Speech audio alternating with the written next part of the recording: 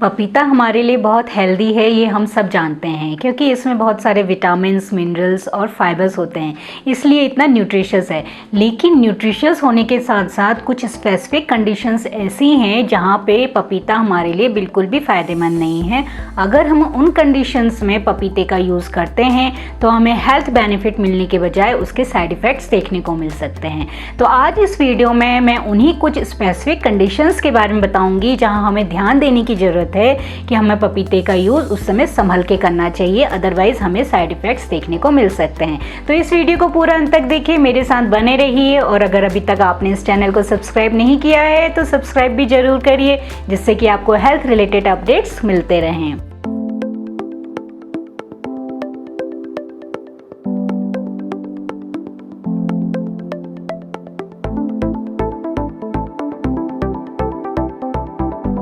नमस्कार, मैं डॉक्टर हिमानी पांडे स्वागत करती हूँ आपके अपने YouTube चैनल हिमायन आयुर्वेदा में। तो जानते हैं वो 5 ऐसी कौन सी स्पेसिफिक कंडीशंस हैं जहाँ पे पपीते का यूज़ हमें संभल के करना चाहिए। तो सबसे पहला है कि जो गर्भवती महिलाएं होती हैं, जो प्रेग्नेंट लेडीज़ होंगी, अक्सर आपने सुना होगा, पहले से कहते आ रहे हैं कि जो गर्भवती महिलाएँ हैं उनको पपीते का यूज़ नहीं करना चाहिए। तो वो बिल्कुल सही है, क्योंकि ये अक्सर देखा जाता है कच्चे पपीते में। जो पका पपीता है वो उतना प्रॉब्लम क्रिएट नहीं करता है, लेकिन जो कच्चा पपीता होता है, क्योंकि उसमें लेटेक्स पाया जाता है, जो लेटेक्स होता है वो यूट्राइन कॉन्ट्रैक्शंस को ट्रिगर करता है। मतलब कि जो गर्भाशय है उसको कॉन्ट्रैक्शन, उसमें दबाव पैदा करता है, संकोच पैदा करता है, कि जिसकी वजह से मिसकैरेज, अर्ली प्रीमैच्योर लेबर जिसको बोलते हैं, जल्दी लेबर होना, या फिर एबॉर्शन जैसी कंडीशंस देखने को मिलती हैं। उसी तरह से लैटेक्स में एक तरह का एंजाइम पाया जाता है जिसको हम पपेन कहते हैं।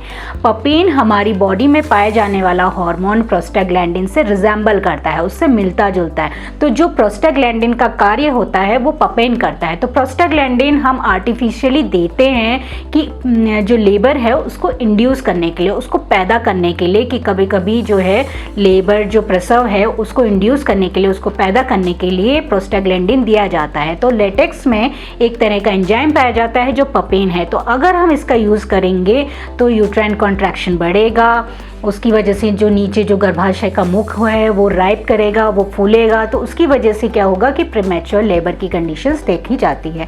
तो जो प्रेग्नेंट लेडीज़ हैं उनको कच्चे पपीते का यूज़ बिल्कुल भी नहीं करना चाहिए। दूसरी कंडीशन है कि हमें कभी भी पपीते को नींबू के साथ यूज़ नहीं करना चाहिए। हम सोचते हैं कि जैसे कच्चा पपीता है, हम उसमें जो है ऊपर से थोड़ा सा लेमन डाल देंगे तो हमारे लिए हेल्दी होगा, लेकिन ये हेल्दी नहीं होगा, ये हमें और प्रॉब्लम क्रिएट कर सकता है। क्योंकि जब कच्चा पपीता और नींबू मिलते हैं तो टॉक्सिसिटी क्रिएट करते हैं, इससे आपको कुछ ब्लड रिलेटेड डिसऑर्डर्स देखने को मिल सकते हैं। इसलिए कभी भी कच्चे पपीते को नींबू के साथ बिल्कुल भी यूज़ ना करें, इस चीज़ का आप ध्यान रखें। तीसरी कंडीशन है कि जो ब्लड थिनिंग ड्रग्स होती हैं, जो खून को पतला करने वाली जो दवाइयाँ होती हैं, जैसे वारफेरिन, एस्पिरिन, ये क्या करती हैं, अगर पपीते को हम इनके साथ यूज़ करेंगे ज़्यादा मात्रा में, अगर आप ब्लड थिनिंग ड्रग्स ले रहे हैं और पपीते को ज़्यादा मात्रा में यूज़ कर रहे हैं तो वो आपके लिए हार्मफुल साबित हो सकता है। जो ब्लड थिनिंग ड्रग्स होती हैं वो क्या करती हैं, ब्लड क्लॉटिंग टाइम को बढ़ा देती हैं, जिससे कि जो ब्लड क्लॉटिंग है वो धीरे धीरे होता है।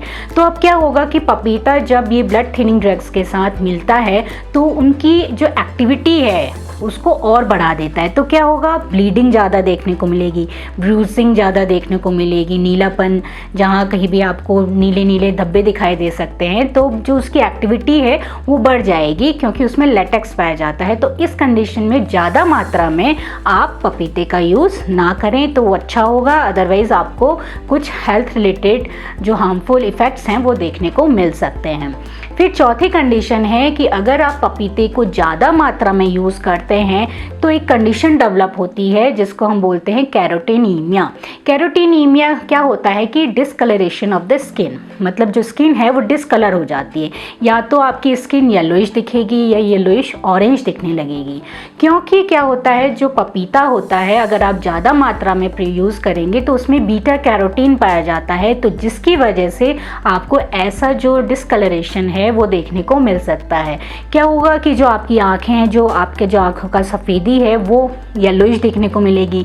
जो आपका फेस है, नाक के आसपास का एरिया, वो आपको जो है येलोइश ऑरेंज देखने को मिलेगा। आपकी जो हथेली है वो आपको येलोइश ऑरेंज देखने को मिलेगी। आपके जो पैर के तलवे हैं वहाँ पे आपको पीलापन देखने को मिलेगा। तो अगर आपको ऐसी कंडीशन डेवलप हो रही है तो पपीते का यूज़ थोड़ा सा कम कर दीजिए, क्योंकि ये बीटा कैरोटीन ज़्यादा अमाउंट में बॉडी में जा रहा है तो उसकी वजह से देखने को मिल रहा है। पांचवी कंडीशन है कि अगर आप, क्योंकि जैसे कि पपीते में बहुत अच्छा फाइबर पाया जाता है, तो अगर आप फाइबर जैसे कि क्या करेगा, कॉन्स्टिपेशन में हेल्प करता है। तो अगर डायरिया की कंडीशन, IBS की कंडीशन, डिसेंट्री की कंडीशन है जिसमें आपको पतला मल निकलता है, तो अगर आप पपीते का ज़्यादा मात्रा में यूज़ करते हैं तो फाइबर बहुत अच्छी मात्रा में होने के कारण तो ये आपको क्या कर सकता है, आपकी प्रॉब्लम को और बढ़ा सकता है।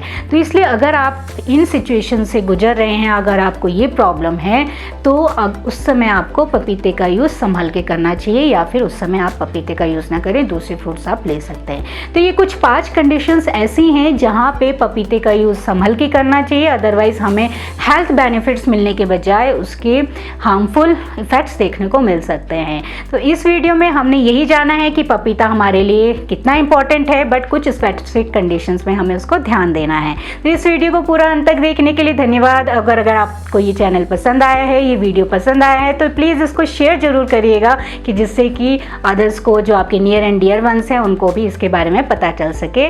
आप हमसे फेसबुक, लिंक्डइन और इंस्टाग्राम से भी जुड़ सकते हैं। आपकी कोई क्वेरीज हैं, कोई क्वेश्चंस हैं, किसी बारे में आप जानना चाहते हैं, तो हमें नीचे कमेंट बॉक्स में लिख के ज़रूर भेजिए। धन्यवाद।